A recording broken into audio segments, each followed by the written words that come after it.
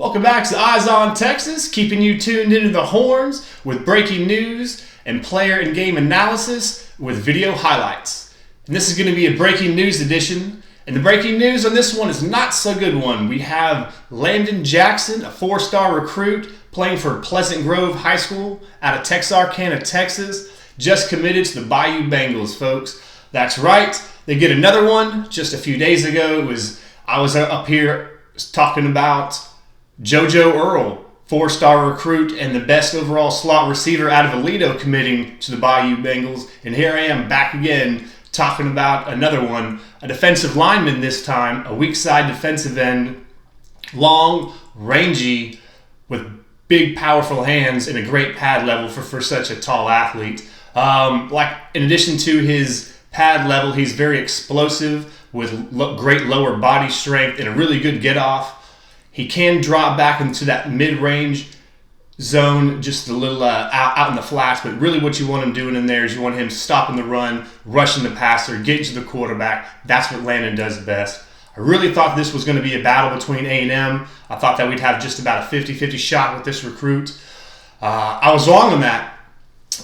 It happens sometimes. You take a stab. I thought that we would have a 50-50 shot. We did not end up getting this recruit, like I was telling you earlier. He did end up going to the Bayou Bengals, but did shock me, what kind of sort of leads me into my next point. LSU, what are they doing? In the recruiting war this year, it started out with Ohio State, straight running off with it, landing all the five-star recruits and many, many four-star recruits. I believe they had 3 five-star recruits and 11 four-star recruits the last time I checked. But with that being said, Landon Jackson is going to LSU, who straight mopped up in the draft last week, straight mopped up in the draft last night.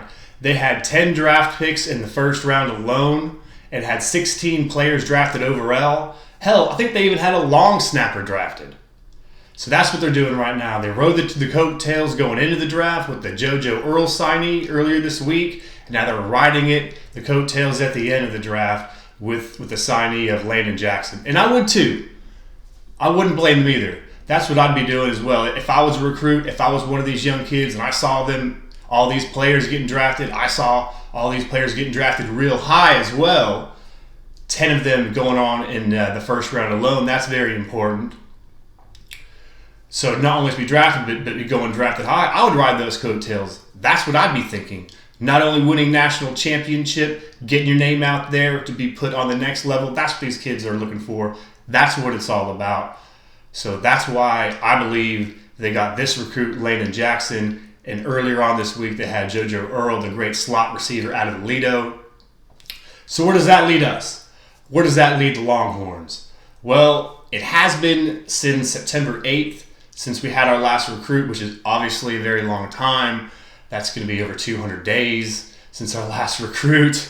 But with that being said, I did hear some good news on the Horn this week. I have been reading up, and I do think this is going to be a really good week for us.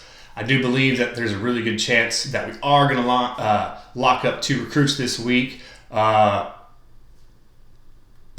1, maybe 2. The source really didn't want to give up. I believe one is going to be the offensive side of the ball, and the other one is going to be in the defense of the ball. But this is something that we really, really, really do need, guys. We really do need to get some more momentum leading up in this draft class here. We only have 8 commits, like I said, with our last one being over 200 days ago. So that's something that we really, really, really do need to get that momentum going back, get everything going back for us. Get the Horns back to winning the Big 12, knocking out OU, going into the Big 4, going into the playoffs, and getting a chance to win that natty. That's what it's all about. That's why I watch the Horns. That's why you watch the Horns. That's why everybody's a big, giant fan of the Horns here on the Eyes on Texas channel. That's what I want to see.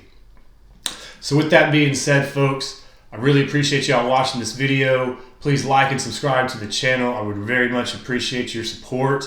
Horns always up. Hook 'em up, guys.